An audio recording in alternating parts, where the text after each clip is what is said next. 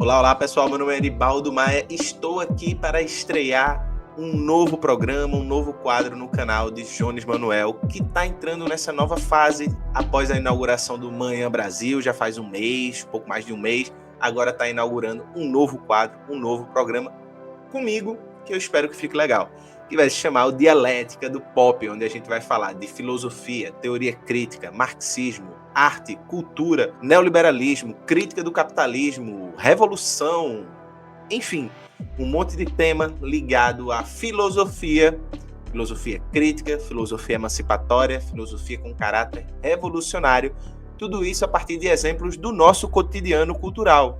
E nada melhor do que falar de cultura pop para ilustrar toda a filosofia que a gente está querendo trazer aqui para vocês. E por isso mesmo, Dialética do Pop. Mas antes da gente começar o nosso primeiríssimo, nosso episódio número 1 do Dialética do Pop, não se esquece de curtir, comentar, compartilhar, indicar para os amigos, chamar a galera para o debate, que isso é fundamental.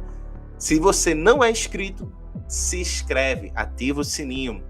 O Jones está com a campanha de chegar a 400 mil inscritos até o meio do ano, até o final do ano aí, chegar a 400 mil inscritos. Mauro Lopes, no Manhã Brasil, colocou que a meta é mais ousada, é chegar até os 500 mil. Então eu vou colar junto com o meu colega Mauro Lopes aqui do canal, para a gente chegar nesses 500 mil inscritos antes do final do ano. E eu tenho certeza que juntos a gente pode chegar. Então divulga ao máximo, chega junto, participa do clube dos membros, comenta, engaja, que isso é fundamental para a gente crescer aqui o canal de Jones Manuel, que agora está ganhando reforço. Eu mesmo, Eribaldo Maia, com o Dialética do Pop. E a gente vai para o nosso primeiro episódio com Emília Pérez. É tudo isso mesmo? Para o ruim e para o bom. Vamos embora. Então, a questão é que pro bem ou pro mal, amado ou odiado, Emília Pérez é definitivamente um dos filmes mais comentados do final de 2024, quando foi lançado, até agora, e continua sendo o centro de discussões, de debates de diversas comunidades no Brasil e no mundo. Emília Pérez é certamente um filme que, se não ganhou pela sua qualidade técnica, filmográfica e capacidade de aprender espectadores, ele ganhou pela polêmica. Por um lado, a crítica e o público europeu e estadunidense amou o filme. Considerou um dos grandes filmes do ano, a ponto de Emília Pérez quebrar recordes de indicações em festivais, ganhar diversos festivais, como o Globo de Ouro, BAFTA, e ter 13 indicações no Oscar, surreal, 13 indicações no Oscar, e isso fazer chamar a atenção do mundo inteiro como um dos grandes filmes do ano. Acontece que um dos grandes filmes do ano teve também, ao mesmo tempo, uma recepção pavorosa. Pavorosa em diversos países, principalmente da América Latina e especialmente também a comunidade trans não gostou nada de Emília Pérez, paradoxalmente. Diversas pessoas reclamaram muito que tanto a abordagem do filme com relação ao México, afinal de contas o filme se passa no México, é caricatural, é horrível, não presta, os mexicanos não gostaram nada do que viram, e por outro lado também a comunidade trans achou que o filme pecou na forma de expor a personagem Emília Pérez, que tinha tudo para ser uma personagem que poderia trazer elementos muito interessantes à comunidade trans, afinal de contas é uma personagem trans, interpretada por uma atriz trans, é a personagem principal, e não agradou. Não agradou mesmo. E a gente vai tentar falar um pouco aqui se o filme é tudo isso de bom mesmo que as premiações estão colocando, e se o filme é tudo isso de ruim que estão falando. E bem, a gente precisa falar um pouco sobre a história do filme antes de mergulhar nas questões filosóficas que embasam a minha resposta para essas duas perguntas e que vai fazer a gente pensar junto, para você concordar, para você discordar, para você achar que eu estou completamente errado, para você achar que eu estou completamente certo, ou completamente meio termo na discordância, concordando aqui, discordando acolá. Afinal de contas, isso é boa filosofia. É debate aberto e franco com argumentos. Emília Pérez é um musical de comédia criminal. Afinal de contas, o filme retrata a história de um grande gangster, né? De um grande personagem que faz parte de um cartel de narcotraficantes no México. O filme é lançado em 2024 e é dirigido por Jacques Audiard, que é francês, e, portanto, Emília Pérez é uma produção francesa que fala espanhol que se passa no México, mas que foi gravado na França. Somente algumas cenas externas e tomadas externas foram feitas no México, ou seja, cenas de transição, de paisagem, esse tipo de coisa. O resto, todo o filme foi gravado na França, com um elenco que não tinha nenhum mexicano. O elenco principal do filme não tinha nenhum mexicano. Isso revoltou os mexicanos por uma série de motivos, e não somente pela questão da representatividade. E a gente vai falar disso daqui a pouco. Na história, Emília Pérez é uma mulher trans que passa pela transição de gênero depois de uma vida no crime. Ou seja, era o personagem Juan Mamitas Del Monte, que era um narcotraficante perigoso, assassino, que desapareceu, matou milhares de pessoas. Após um tempo, decide, tanto pelo seu desejo como por estopim de sair da vida do crime, fazer uma transição de gênero para se tornar Emília Pérez. Com isso, Juan Mamitas Del Monte envia sua esposa Jessie Del Monte e com seus filhos para a Suíça até ter condições de segurança para trazê-los de volta. A sua esposa não sabe que Juan Mamitas Del Monte vai se tornar Emília Pérez, não sabe do processo de transição e vai ficar sem saber. E isso é uma das tramas importantes do filme, que se você quer saber, vá assistir Emília Pérez para ter sua própria opinião, se é ruim pra caramba, se é bom pra caramba, ou se é mais ou menos, e você vai ser diferentão se for mais ou menos, né? Porque as reações são sempre 8 ou 80 a Emília Pérez, não tem meio termo. A questão é que isso gera o início do filme, essa é a motivação do início do filme. Essa transição que passa entre Juan Mamitas Del Monte, um chefe do cartel mexicano, perigoso, criminoso, agressivo, violento, para Emília Pérez, que se torna uma mulher trans, sensível, delicada e que tem uma ONG para encontrar e dar suporte aos desaparecidos pela violência do narcotráfico no México. A questão é que, se por um lado, além da questão da representação, ou seja, quem representa e o que é representado, entra em questão. Isso na filosofia alemã aparece muito em certos autores, por exemplo, Hegel, Benjamin, quando vai falar da questão da estética. Quem representa e quem é representado, principalmente hoje, se tornou nos debates estéticos um ponto elementar. E isso faz parte do que os mexicanos estão debatendo quando fala de Emília Pérez. Carla Sofia Gascon, espanhola, Zoe Saldanha, Selena Gomez, são norte-americanas, são estadunidenses, com ascendência latina, mas não são mexicanas. Isso gerou um problema do sotaque de Selena Gomez, inclusive, tem um sotaque tão ruim que foi comparado a alto valeriano, parecendo o povo do Game of Thrones falando alto valeriano. Teve vários memes com isso, e ficou ridículo, e muita gente achando horrível. Foi preciso, inclusive, inteligência artificial para suavizar o sotaque, para tentar amenizar a questão do sotaque e tornar o sotaque mais palatável para o mexicano e para outras pessoas que falavam espanhol. Carla Sofia Gascon, ao menos, fala espanhol de berço, pois é espanhola, né? Mas as outras personagens não. Então, houve uma série de problemas nesse quesito. Mas o pior, o mais fundamental, é que o Jacques Audiard, que faz um musical criminal, né? Um musical de comédia criminal, onde ele diz que odeia musicais, ele não gosta de fazer musicais. E parece que isso é perceptível quando você assiste Emília Pérez. Ele realmente não gosta de musicais, tanto que fez Emília Pérez, um musical bastante questionável. E ele também disse que não precisava pesquisar, falar sobre o México. Não precisava pesquisar sobre o México para falar do México, não precisava estudar o México, não precisava de consultoria sobre o México, não consultou ninguém sobre o México, não montou uma equipe para informá-lo sobre questões do México.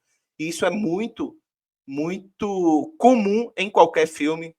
Por exemplo, se você vai fazer um filme histórico, você vai contratar uma equipe de historiadores para falar sobre o filme, para falar sobre o assunto que o filme está falando, para você ter uma certa referência do que você vai fazer. Se você vai fazer um filme sobre algum país, por exemplo, Wim Wenders, que fez Dias Perfeitos e se passa no Japão, tem muita coisa da cultura japonesa ali. Um dos co-roteiristas é japonês, o ator principal é japonês. Houve todo um estudo sobre o Japão para que fosse feito Dias Perfeitos. Isso não acontece em Emília Pérez, e o diretor deixou isso muito claro, que não queria estudar o México, não queria pensar sobre o México, ele queria representar o México da cabeça dos europeus, o México da cabeça dos estadunidenses.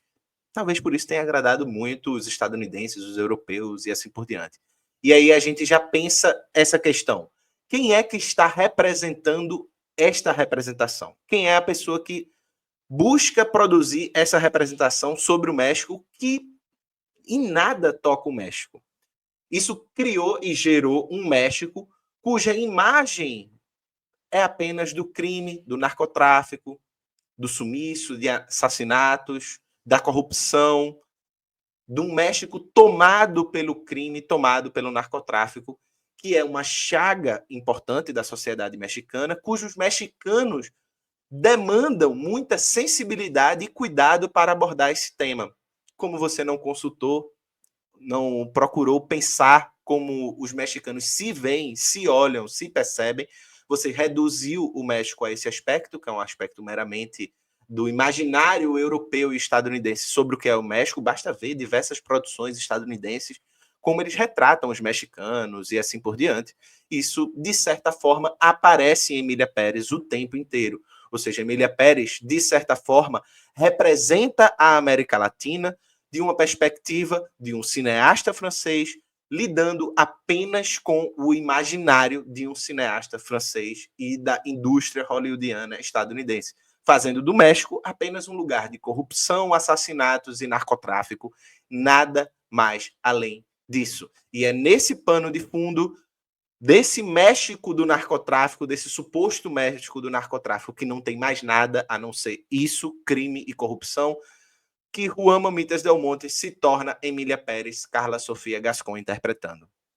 Como eu falei, manda a esposa, os filhos para a Suíça, depois esses filhos e a esposa voltam e tem em Emília Pérez não mais o Juan Mamitas Del Monte, mas uma tia que vem para acolher eles depois do paradeiro desconhecido do marido e esse tipo de história toda que vocês podem imaginar que vai estar no filme.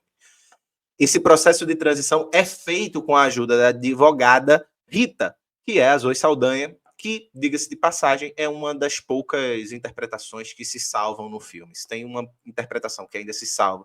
E uma das poucas músicas, das várias músicas do musical, que se salvam é a de Zoe Saldanha. Ainda que uma das músicas mais bizarras do filme também tenha sido cantada por Zoe Saldanha. Mas a gente vai chegar lá.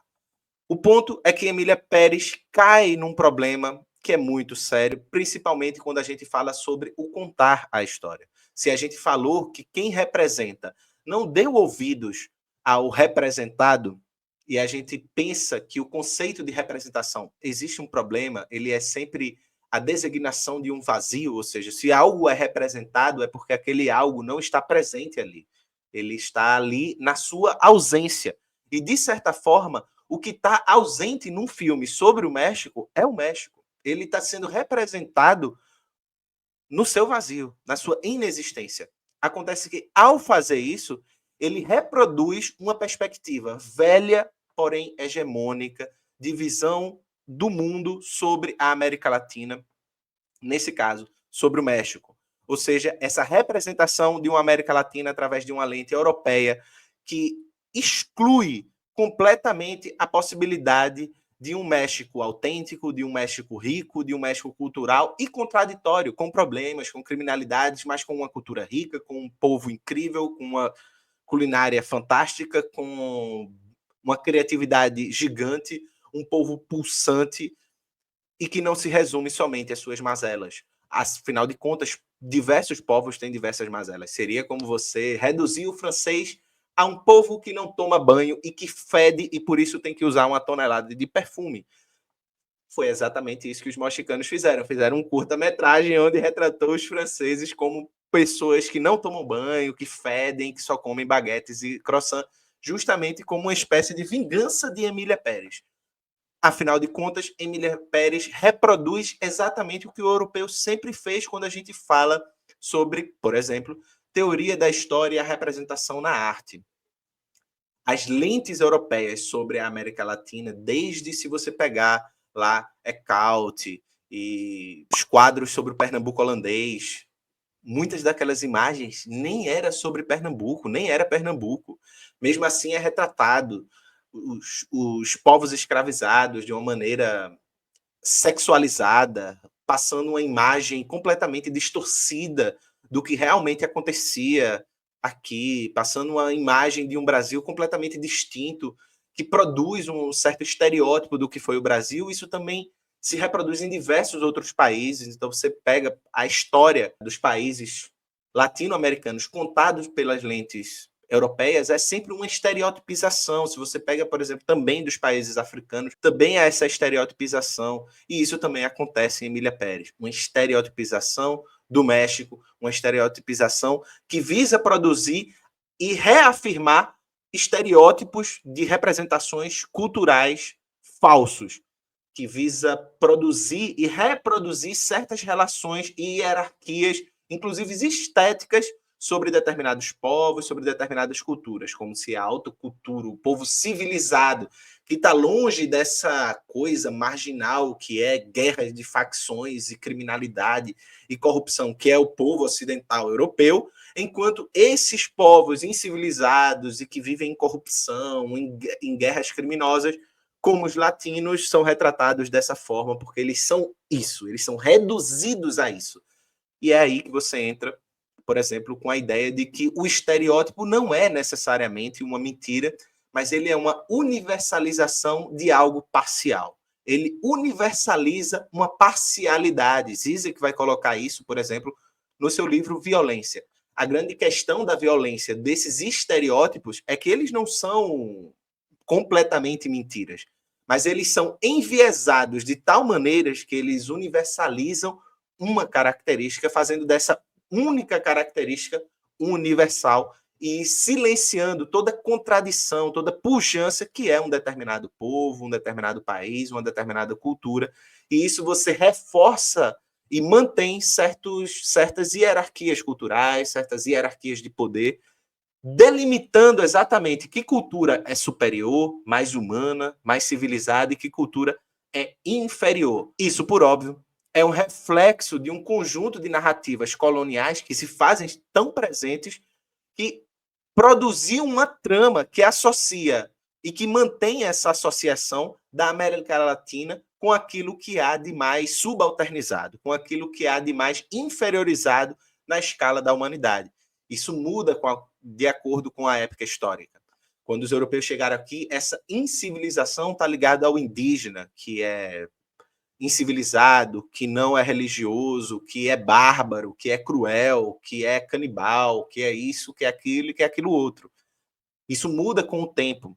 É a mestiçagem, entre aspas, que vai ser colocado, reforçado pelo racismo científico. Uma série de narrativas que visam forçar e reforçar o domínio europeu, que é, por última instância, o domínio colonial. Ou seja, é produzir, forçando e reforçando uma visão de mundo, uma perspectiva cultural colonial. Então, a América Latina agora, dentro desse discurso cultural que aparece na indústria cultural, na cultura de massas, etc., aparece nessa trama que sempre vai associando, desde Emília Pérez a outros filmes de ação, principalmente, a América Latina ao mundo do crime, da violência, reforçando estereótipos coloniais, xenófobos, e perpetuando preconceitos históricos e violências coloniais que cortam a nossa história e a nossa existência enquanto povo latino-americano. Esse tipo de violência a gente pode chamar, como vai dizer Judith Butler, de uma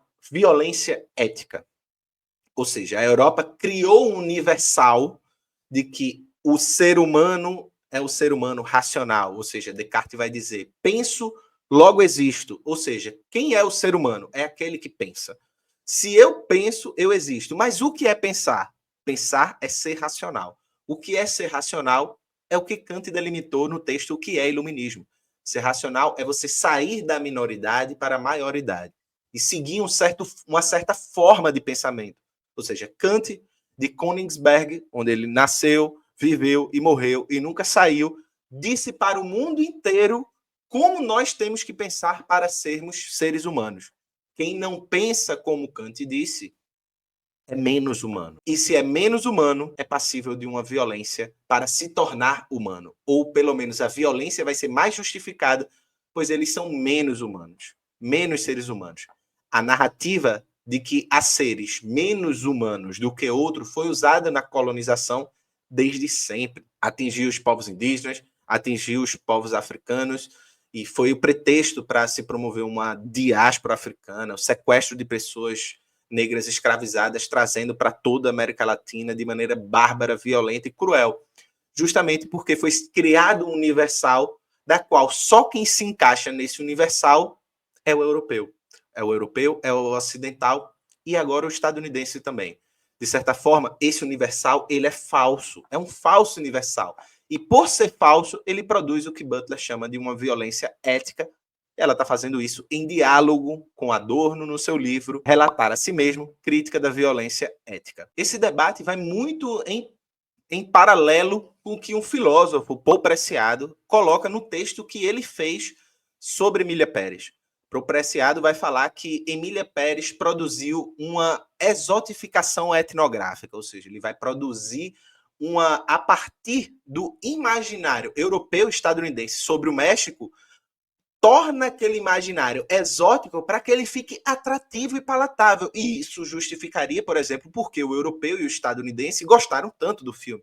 Afinal de contas, se eu imagino que um lugar é de uma determinada forma e eu enxergo num filme, no imaginário, aquele imaginário que eu sempre quis confirmar, aquilo vai me agradar, pois aquilo vai nutrir a minha fantasia sobre o outro. E, de certa forma, é isso que Emília Pérez faz. Emília Pérez, ela confirma a fantasia do europeu e do americano de que o outro, o México, é exatamente como ele imagina, como ele fantasia. E faz isso de uma maneira a exotificar o México. E exotificar as relações pessoais entre os personagens e assim por diante. Essa exotificação etnográfica também aparece de certa forma e a gente pode enxergar no próprio processo de transição de gênero de Juan Mamitas Del Monte se tornando Emília Pérez. Isso é um dos motivos porque diversas pessoas da comunidade T, da comunidade trans, não gostou nada de como o filme abordou a transição de Emília Pérez. Se por um lado, num tempo em que hoje as pessoas falam tanto da representação, da representatividade, você tem um filme cuja a atriz principal é uma mulher trans, interpretando uma mulher trans, que é uma das reivindicações da população trans, você ter isso e ainda assim essa população não gostar nada do que aconteceu, é preciso ver como essa personagem foi representada. Como Emília Pérez foi representada e de que forma essa transição de gênero foi representada. O ponto é que se essa exotificação aparece também quando se fala do México, essa exotificação também aparece quando se fala da transição de gênero de Emília Pérez, por exemplo, quando você vê que a música sobre o processo de uma das partes do processo de transição, na qual está cantando a Zoe Saldanha com um médico que vai fazer algumas cirurgias, a música se chama Vaginoplastia, é uma aberração, é uma música aberrante e que, por outro lado, inclusive, coloca todo o peso da transição de gênero em procedimentos médicos cirúrgicos, como se para uma pessoa transicionar de gênero necessariamente precisasse fazer procedimentos cirúrgicos que fizesse quase como uma mimetização do corpo masculino ou do corpo feminino, a depender de para onde você vai transicionar. O ponto é que muitas vezes não é assim que acontece, não é assim com todas as pessoas, a transição de gênero é muito mais complexa e, por outro lado, Emília Pérez termina reforçando estereótipos de uma visão heteronormativa, de uma visão binária do processo de constituição do gênero, que é justamente o que a população trans tenta criticar e tenta mostrar que esse processo de transição, inclusive de construção desse corpo trans, de aceitação da sua própria identidade, que não é aceita socialmente, e isso gera muito sofrimento, é muito mais complexo e não é fruto somente dessas intervenções médicas e assim por diante. Emília Pérez, portanto, traz, se de um lado, uma certa instrumentalização da transição de gênero, que aparece de um modo onde Juan Mamitas Del Monte é um criminoso, cruel, frio, agressivo, e por outro, uma Emília Pérez delicada, sensível e que produz uma ONG para lidar com os erros do passado e que é quase não, totalmente santificada pelo filme. Isso produz uma narrativa completamente caricatural do que é o processo de transição de gênero. Eu sei, e é claro e é evidente, que Emília Pérez, por ser um musical de comédia, tem uma característica de ser caricatura, de ser uma caricatura e de ser exagerado. Porém, quando a gente vai fazer certas caricaturas, tem que ter certos cuidados, não pode fazer de todo jeito. Era perfeitamente possível fazer diversas caricaturas a partir da personagem de Emília Pérez, a partir do processo de transição, a partir do que é o povo mexicano, mas isso deveria ser feito com muito mais cuidado, com muito mais delicadeza, com muito mais nuance. E é aí onde o filme de Emília Pérez peca, e muito. O filme é pobre em nuances, pobre em narrativa, pobre em trama, que é justamente o que o filme tenta produzir. Você não consegue, em nenhum momento, se adentrar na história do filme, porque o filme, de certa forma, retrata a transição de gênero de Emília Pérez de maneira sensacionalista, focando muito mais no choque do que é esse processo de transição, muito mais no choque no sentido midiático, de estar falando sobre aquilo, que é um tema que é debatido na sociedade, do que, de fato, mergulhar na autenticidade, que é a experiência da transição que uma pessoa trans passa, que é uma experiência, imagino eu, que não passei por essa transição, muito complexa, permeada por muitas sensações, por muitos dilemas, por muitas questões, por muitos processos, enfim, né, muito complexa. Né? Então, essa complexidade se desaparece no meio de uma caricatura, e não a caricatura é usada para aflorar essa complexidade. Essa falta de nuances do filme, tanto para retratar a vida e, as personagens no México, como para retratar a questão da transição de gênero de Emília Pérez, faz com que o filme seja pobre narrativamente. É uma narrativa pobre, tosca, com atuações que tenta fazer da caricatura algo que funcione, mas se torna apenas ridículo. E aí, a diretora de elenco fala que não tinha atores e atrizes no México para fazer, né? Não tinha nenhum ator e atriz do México competente para fazer o filme, né? O que a gente sabe que é uma mentira completa, afinal de contas, o cinema mexicano é riquíssimo, é muito bom. Assistam o cinema mexicano. E o que a gente vê é um show de atuações muito, mais ou menos, para ser bastante gentil, salvando-se Zoe Saldanha em algumas cenas, e olhe lá. Né? Então, isso faz com que esses estereótipos, essas caricaturas, não quebrem estereótipos. Não produzam uma reflexão sobre estereótipos, mas apenas reforcem estereótipos. Associa a figura da transexualidade, ainda que num passado, ao crime, a estigmas negativos, à agressão, à violência, como se essa figura fosse praticamente uma redentora de um passado criminoso, em vez de promover essa compreensão mais profunda e respeitosa sobre as experiências transgêneras. Ou seja, Emília Pérez se perde ao tentar construir uma narrativa que tenta falar do México onde o México não existe. Tenta falar de uma transição de Emília Pérez, uma transição de gênero que só reforça estereótipos de gênero, tanto na parte médica, quanto na parte visual, quanto na parte da binariedade de gênero que a gente imagina nesse mundo heteronormativo, binário, do que é uma experiência de transição de gênero.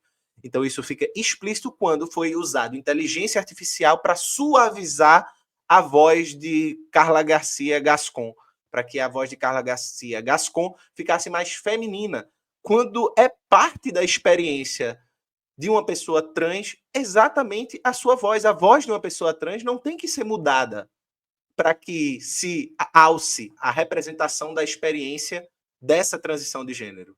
Essa voz faz parte dessa transição, faz parte da existência daquele corpo, como ele é, e não como a gente imagina, não como você desejaria que aquele corpo fosse. Isso produz uma violência que impõe certos estereótipos, que impõe certas figuras de representação que reforçam uma norma existente e não desconstrói, que é justamente ao contrário daquilo que o filme busca fazer. O filme se propõe a desconstruir e debater a questão de pessoas trans e, na verdade, estereotipa essas pessoas, essas personas na figura de Emília Pérez, em como ele faz. Isso faz com que a gente pense em quem conta a história. Quem conta a história, então você vai ter o papel do diretor e do elenco como um elemento central, e não por uma mera questão de representação vazia, mas como um processo de que quem conta a história também é importante, também é fundamental, né? Como vai dizer Walter Benjamin, quem conta a história tem o poder de delimitar o que aconteceu. Um diretor europeu, um elenco principal que não era latino, que gravou o filme inteiro na França, que não consultou nenhum especialista sobre México, que não estudou o México, que não ouviu pessoas latinas para falar de pessoas latinas e que não lidou bem também com a questão de pessoas trans, mesmo tendo a Carla Sofia Gascon no elenco, que, como a gente viu na treta com os brasileiros, também era uma pessoa bastante complicada em termos de preconceito, xenofobia, racismo, inclusive dialogando com coisas fascistas e coisa pior, né? Enfim, o ponto é que a gente precisa pensar até que ponto uma narrativa pode refletir automaticamente as vozes e as experiências dos povos latino-americanos e transgêneros, e de maneira geral. Até que ponto a arte e quem faz a arte é capaz de reproduzir certas experiências. É óbvio que um americano pode fazer um filme sobre o Japão e ficar incrível, como fez Wim Wenders. É óbvio que um brasileiro pode fazer um filme sobre África e ficar incrível. É óbvio que um europeu pode fazer um filme sobre o México e ficar maravilhoso. Pode, mas como isso acontece? Quais são os limites da narrativa? Quais são os limites de uma certa percepção de mundo que a gente tem? Afinal de contas, o tempo todo a gente dialoga quando vai falar sobre esses universos culturais com imaginários. Até que ponto a gente pode produzir essa reflexão autêntica sobre experiências de outros, de um outro no sentido mais forte do termo outro, né, dessa outridade, sem desrespeitá-lo, sem ser violento, produzindo uma boa retratação dessas experiências na arte criativa, bela, enfim, que consiga cumprir, né, requisitos artísticos importantes nessa experiência, sem violentar a existência do outro. O que precisa para isso? Ao meu ver, precisa de escuta. O papel da escuta é fundamental. É fundamental que se ouça esse outro, que se escute esse outro, para que se respeite o que se escuta, o que se ouve, e que possa, assim, produzir uma representação na qual o representado não esteja ali como um mero vazio, mas esteja ali de corpo presente. Né? Esteja ali de fato e de direito.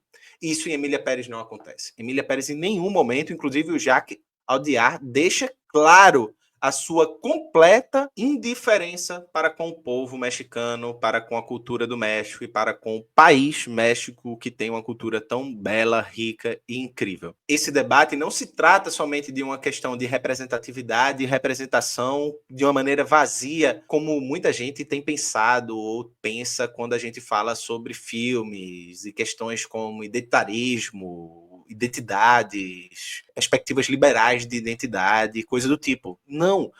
O filme, a arte, a cultura, os quadros, o cinema, a fotografia, a moda, tem o poder de moldar percepções culturais, tem o poder de costurar o imaginário, de produzir relações simbólicas que não são meramente imaginárias, que não são meramente um idealismo abstrato. Pelo contrário, é fruto de relações econômicas e políticas bastante concretas. E quem tem esse poder costura, produz e molda percepções culturais violentíssimas. Não é à toa que a indústria cultural estadunidense é uma das mais poderosas do mundo. Na verdade, a mais poderosa do mundo. E ela moldou e molda o imaginário que nós temos sobre árabes, sobre mexicanos, sobre indianos, sobre russos, sobre cubanos, sobre diversos povos que os estadunidenses talvez não se deem tão bem e por isso eles precisem retratar como maus, como perigosos, como terroristas, como assassinos, como incivilizados e assim por diante. Os europeus, por outro lado, também moldaram o nosso imaginário, a nossa forma de ver o mundo, a nossa forma de imaginar o outro e outros povos. Você tem, por exemplo, Edward Said falando disso em O Orientalismo.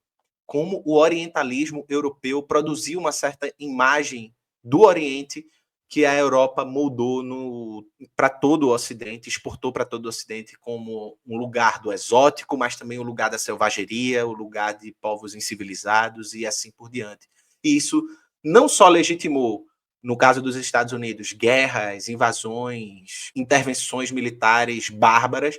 No caso dos europeus, justificou colonialismo, justificou barbaridades absurdas. É importante entender que hoje, apesar disso ser muito mais sutil, continua acontecendo. Continua acontecendo em filmes como Emília Pérez.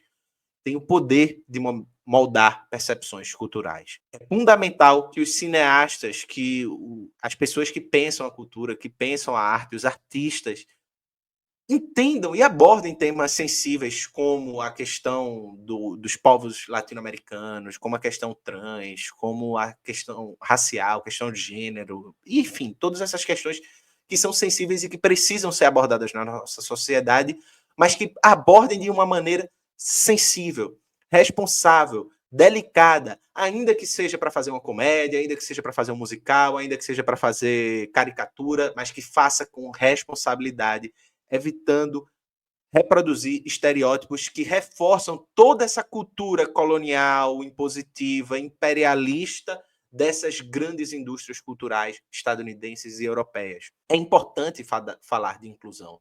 É fundamental falar de inclusão de pessoas trans no filme, como foi o caso, Carla Sofia Gascon, importante no papel principal, mas essa inclusão não basta ser somente figurativa da pessoa, é preciso que a história dê respaldo e represente também, não só como um vazio, aquela comunidade de pessoas. Se isso não acontece, essas narrativas se tornam vazias e não, de fato, produzem aquilo que deveriam produzir, que é produzir uma garantia de uma autenticidade, de respeito para determinados grupos sociais minorizados, promovendo uma representação mais justa e mais realista daquelas pessoas, ainda que o filme tenha uma proposta de caricatura e realista e que dialogue com fantasias, etc, etc, etc. Eu acho que é fundamental a gente entender que, portanto, o ranço, o asco que muita gente na América Latina e da população trans teve com Emília Pérez é completamente justificável. O filme, nesse quesito, ele é horrível. Mas, no ponto de vista artístico, o filme também é horrível. É injustificável que o filme tenha uma quantidade de prêmios e indicações como teve. O filme é feio. O filme é feio de assistir. As interpretações são ruins. São péssimas. As músicas... É um musical, as músicas são fundamentais. As músicas são horríveis. Algumas letras das músicas são constrangedoras. São constrangedoras. São de reforçar um estereótipo bizarro sobre pessoas trans. O final do filme é horroroso. O começo parece que está no final, assim. Então, o filme não é bom. Tinha ideias legais para o filme ser melhor. Tinha elementos legais no filme para ser melhor. Mas o filme não é bem feito. O filme não é legal. Mas o filme tem uma campanha enorme. Tem muito dinheiro para promover campanha. E o filme, acima de tudo, dialoga com aquilo que há de mais perverso na cultura estadunidense e europeia, que é a imaginação colonial, que dialoga diretamente com esse universo simbólico que Estados Unidos e Europa têm sobre corpos trans, sobre o México, e que produz um filme que vai simplesmente massagear o ego dessa galera, que vai massagear o ego e a imaginação desses povos, reafirmando uma superioridade de um certo estilo de vida ocidental, desse Ocidente como a grande civilização. Afinal de contas, a América Latina até pode estar no Ocidente geograficamente, mas para essa galera é tudo um bando de ticano, inferiorizado, permeado pelo crime e pela corrupção. E isso está em Emília Pérez. E por isso eles gostaram tanto de Emília Pérez. Dito isso, é fundamental que a gente debata arte, debata filmes, debata questões dentro desses filmes, questões importantes, filmes sobre raça, gênero, classe, sobre todos esses temas sensíveis, com respeito e com cuidado. a diversos filmes sobre a questão trans, sobre a América Latina, inclusive produzidos na América Latina, que a gente pode falar aqui em breve no Dialética do Pop. Meu muito obrigado a você que está presente nesse vídeo. Espero que sexta-feira que vem a gente esteja junto de novo. Valeu, tchau, tchau e até a próxima.